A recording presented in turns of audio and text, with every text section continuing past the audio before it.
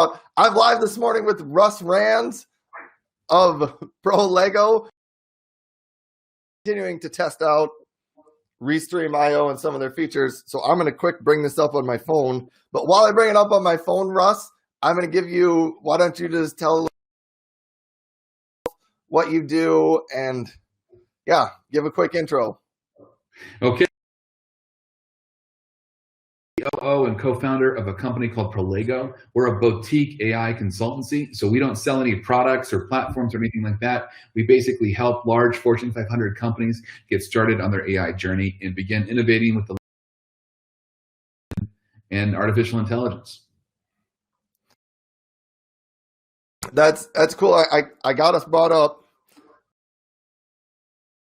How do we look on your phone? We are both. So we look as good as we always do, Russ. Better. Well, I will. Anyhow, Russ was nice enough to agree to. There's features, and unfortunately, when you restream and you want to try things out, you kind of got to go live. So if our stream drops, we're sorry. It that's what happens. So we're trying it out, but I just kind of figured I would do typical show and typical rundown of questions that I normally do. So Russ, get yourself ready. Hit me. We're gonna go through these quick questions. Here you go. First question: how many cups of coffee do you drink per day? So I've actually never had a cup of coffee before in my life. I'm the guy who goes to Starbucks and orders the bottle of water.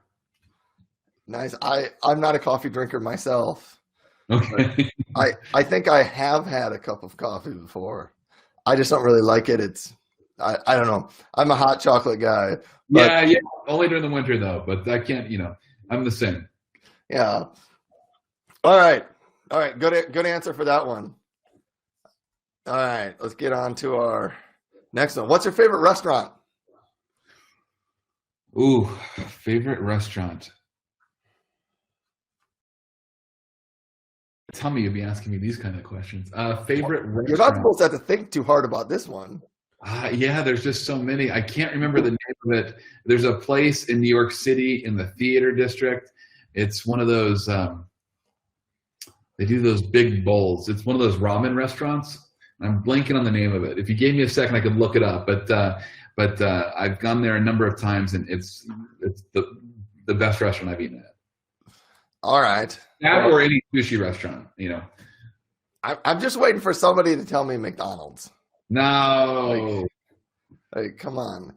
For people who are watching and don't know, Russ lives in Montana somewhere. Do they even have McDonald's in your town? You do have one McDonald's, but Sioux Falls, that's where you're at, right? Yeah, I'm in Sioux Falls. Yeah, so I'm sure McDonald's there is probably like the top of the food chain. Like that's like the restaurant hierarchy. It's that Dairy Queen probably, but I have a more advanced palate than that.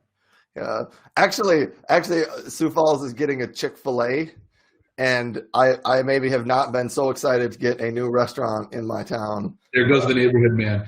Housing prices are going to triple. They're going to have a line around the block for years on end to get milkshakes and chicken sandwiches. Yeah, people can't get enough of that Chick-fil-A and their lemonade. Oh, anyhow, yeah, nobody picks McDonald's as their favorite restaurant. I'm a little let down on that. All right, next question. When you read, are you a paperback book? Are you an ebook, or are you not a reader? So normally I'm traveling so much that I can't do paper books. So I usually carry a Kindle. I'm very particular about having a Kindle. I like to read my books separate from my phone so I don't get distracted. I like a good audiobook if the narration is good. I don't like audiobooks. I don't like to listen to fiction on audiobooks because I find that they usually hire one narrator. And if it's like a male, he's doing like the female voices and the male voices, and it just, I don't like that. I like to envision the characters myself. So most fiction I like to read in a hardback, a paperback copy, but most everything else I read on the Kindle. Right. Well, that's good.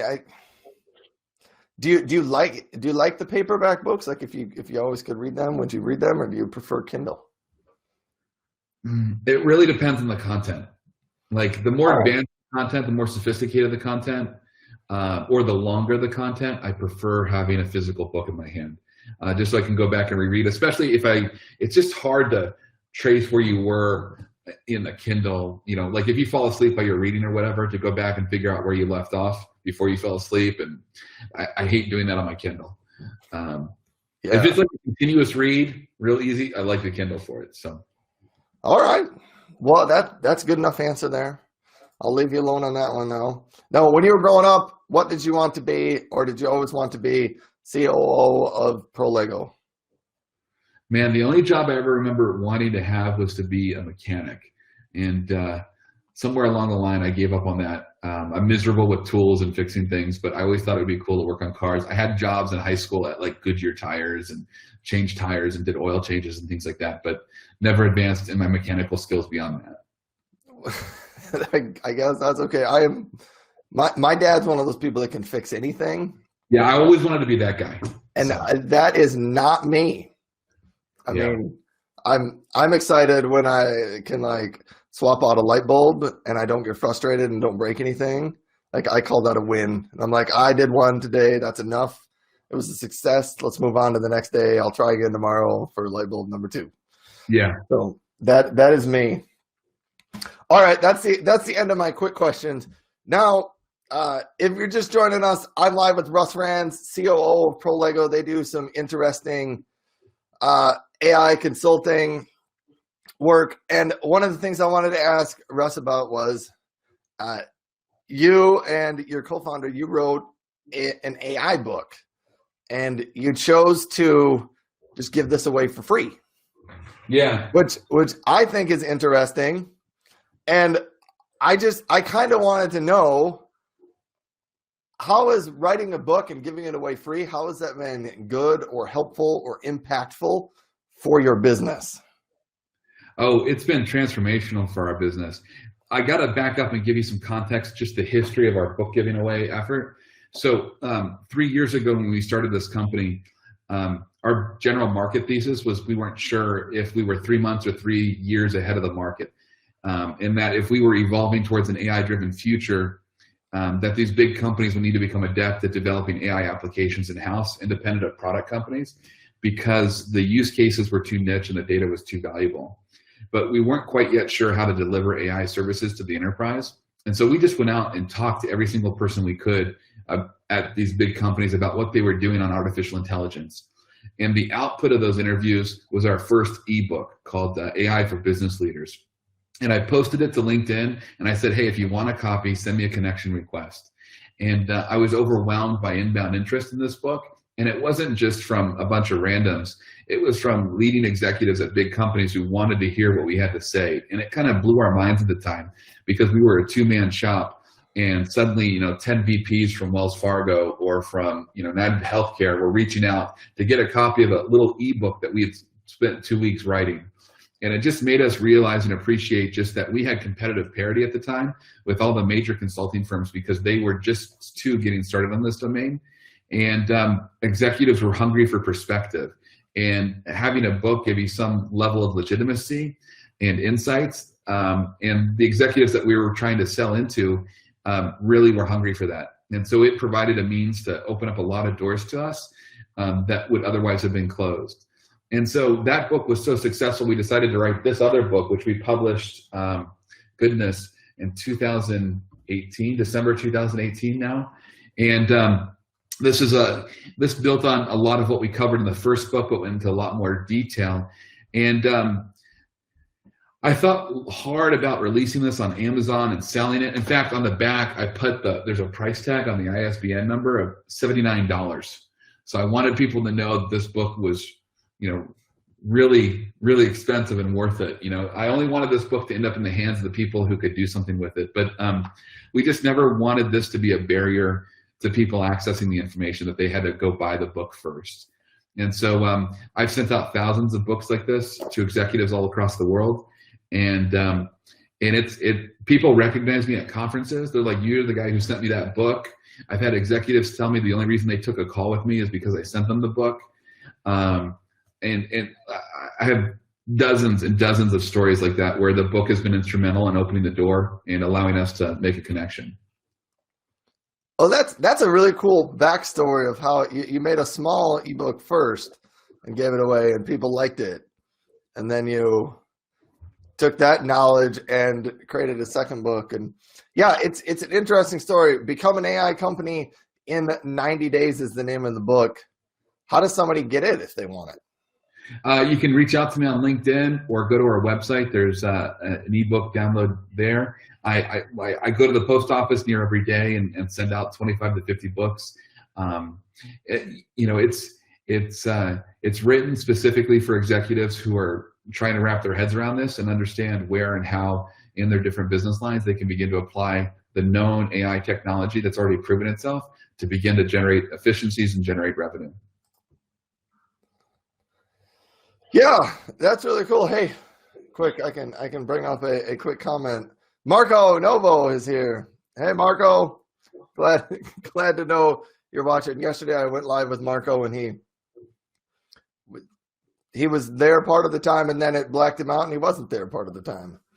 But that's life, I guess, when you're doing live streaming. So we got an audience of one. That's great, man. Well, one that actually leaves comments. So, yeah. All right. Next question on here. I know you spend a lot of times with big enterprises and large companies and trying to understand how they use AI. So my question here comes, dealing with the Fortune 500 and even Fortune 100, however you want to break that out. Where are those really large companies when it comes to artificial intelligence? Sure. So, Ryan, how old are you? What year were you born in? I am 40 years old. I was born in 1979. You're old enough to remember what the world was like before the internet came out, right? Yeah. Okay. So what I commonly tell people is if you compare the internet to AI, it's like it's 1994. So remember what it was like and what the internet was like in 1994. Or imagine what it would be like if you were a salesperson trying to sell some internet-related service to the Fortune 500 in 1994. I didn't know what the internet was, and I remember 1994. I was in high school. I didn't use it. I didn't use the internet until 1997 when I went to college. Yeah, or go on one of those time capsule websites where you can look up old websites of companies. Like look up Apple's website from 1997, and it'll show you what it of the internet. It wasn't a strategic priority. They weren't sure how to use it, but it was this thing that was out there kind of beginning to emerge, and they didn't have a fundamental understanding of how it could potentially transform their business. Nobody did. And I would say that's by and large where we are with artificial intelligence amongst the Fortune 500.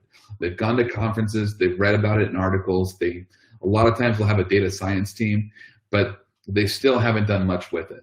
And once you kind of get away from the Fortune 50 or even the Fortune 20, adoption of AI really drops off substantially. The litmus question I ask a lot of executives I talk to is, how many models do you have in production? And they'll debate the definition of a model, but when it comes down to it, most of them struggle to even get one model out of the door. And if you go to Google or somebody like that, they'll have thousands of models in production. Yes. And that's the difference between kind of an AI-driven company and a non-AI-driven company, is that core competency of, can we produce and get models into production at scale on a velocity that maintains the business? And most of them can. And so I tell people it's 1994. They're still trying to figure it out. They know it's something, but they're not quite sure how to organize around it and what to do to fully harness its potential. Right. Yeah, it's an interesting way to look at it. It's still the early days of AI, and we are just trying to figure out how to use it. There are some companies that are doing it well, but many are not. Some are, I don't know. It's kind of hard to explain. I think your description of it's the 1994 internet. Some people know it's out there. Nobody really knows how to use it to their best ability. There's a small percentage of people who truly get it and are so excited by it. and then the rest of the folks are just kind of like, I don't know. So part of the reason I gave this book away for free and still continue to do so is when you look at a company, it's hard to know who are the executives in that company that are actively pursuing AI technologies. How do you smoke them out? And so by just blanketing the world with this book and seeing who comes back to me with questions or interests kind of tells me who is interested. Because there's a lot of times no executive who owns AI for the organization. You'll see enterprising business leaders who kind of see the writing on the wall and are beginning to experiment with it, but not as part of a centralized effort. And it's those people that I want to connect with. And those people I want to, engage with and help answer their questions and get their first projects off the ground. We call them AI pioneers. So, yeah, that's a great term for it. AI pioneers. Did you coin that term? Sure. We'll give you credit. It's whoever. It's generally the executive who's been either tasked or who has responsibility for figuring out how to bring AI to their company and deploy it at scale. Yeah, well, somebody out there, Shamley, is excited that you're sharing your book and this live stream with information. So there you go. Thanks, Shamley, for your comment. You can go connect with Russ, and I believe you can send him a download for a PDF, can't you, right away? Yeah, or I'll send you a book. As long as you're in the U.S., it's hard to ship out of the U.S. right now. So there you go. That's how you get a book. And yeah. Anyhow, hey, somebody else just threw that AI pioneers. That's great, Russ. I'm going to tell you right now. I'm going to cut up a snippet of this, and then we're going to make an AI pioneer quote, and I'm going to give you credit for all right, man, coining AI pioneer. That's great. Anyhow, but Restream is great. It's the first platform I've run into. The LinkedIn comments, I can bring them up and show them on the screen. So that's nice. Kind of fun to do that. All right, next question that I've got kind of falls along the lines with your last question, but it's a little bit more relevant for right now. Like right now, we're 8 weeks into coronavirus, something like that, depending on where you are. It's the beginning of May 2020. How have you noticed that coronavirus and COVID-19, how has that impacted large companies' strategies around AI? Or can you just, as far as a larger, what's it look like from the companies that you're talking to? Have they shut everything down? Are they looking to grow a little bit faster? What are you seeing out there with changes the last couple of months? Oh man. So first off, want to acknowledge all the people that have been negatively impacted by COVID. There was some just amazing headlines in the press today about the number of people unemployed. I've been unemployed before unexpectedly during the last downturns, and my hearts go out to them. So I want to say that first sincerely before I get to my next comments, which is I've never been more excited than I am right now for the future of artificial intelligence in the Fortune 500 and companies in general. I want to plug a different book, man. This is my favorite business book of all time. You guys see that? Technological Revolutions and Financial Capital, The Dynamics of Bubbles in Golden Ages by Carlota Perez. This is the best book on innovation out there.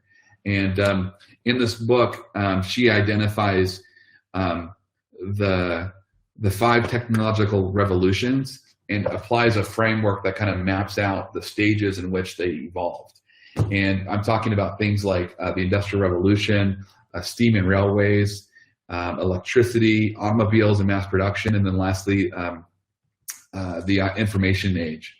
And all these kind of follow a similar pattern in which there's an installation phase in which there's massive investment in establishing a new paradigm, building out the infrastructure to support that new emerging technology. Prices skyrocket for the technology. And then it goes through a recessionary period where prices come back down to earth. There's usually like a crash of some sort. And then we get into the deployment phase in which a handful of companies are able to fully leverage all the investments made during the deployment phase to bring that technology to scale. So I hope you can follow all that. Go read the book. But the reason I mention that is I feel like with AI for the last 10, 20, 30, 50 years, whatever it's been, we've mostly been in an installation phase where huge investments have been made in just trying to develop the hardware to support it, the infrastructure, you know, the use cases. And I feel like right now we're going through that recessionary event, that crash, where it's going to force organizations to accelerate their AI efforts in order to make up for the productivity losses that they experienced during the COVID-19 crisis, and to future-proof them against future pandemics or other global disruptive events. And so I think it's going to accelerate the AI investments for some companies, and I think others will retreat, and those that retreat will ultimately pay the price for that decision. All right. So are companies right now, do you see them, like, did you feel any sense of urgency from the companies that we really need to start acting now, or, you know, we wish we would have done this 6 months ago, or are they just feeling like technologically we need to be better and AI is just part of that? I only can speak anecdotally. I don't feel like I have a large enough sample of evidence to say something conclusively. All right. So in the conversations I've had with folks, if they were already on the AI journey, they now more than ever realize how important it is that they continue.